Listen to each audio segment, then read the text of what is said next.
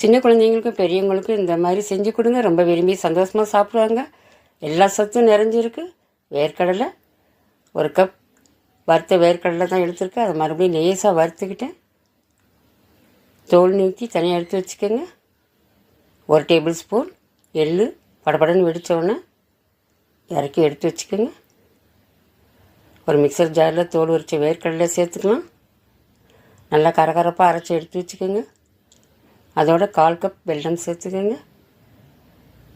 நல்லா அரைச்சி அதை ஒரு மிக்சிங் பவுலுக்கு மாற்றிக்கலாம். ரொம்ப டேஸ்ட்டாக இருக்குங்க. குழந்தைங்க பெரியவங்க எல்லாம் விரும்பி சாப்பிடுவாங்க. ரொம்ப சத்தானதும் கூட. 1 டேபிள் ஸ்பூன் எள்ளு சேர்த்துருக்கேன். அதையும் சேர்த்து கலந்து கொடுங்க. என்னோடய வீடியோ பிடிச்சிருந்தால் எனக்கு லைக் பண்ணுங்கள், சப்ஸ்கிரைப் பண்ணுங்கள், கமெண்ட் பண்ணுங்கள். 1 டேபிள் ஸ்பூன் நெய் போதும், கரெக்டாக இருந்தது. நல்லா கலந்து கொடுங்க. கட்டி இல்லாமல் கலந்துக்கோங்க.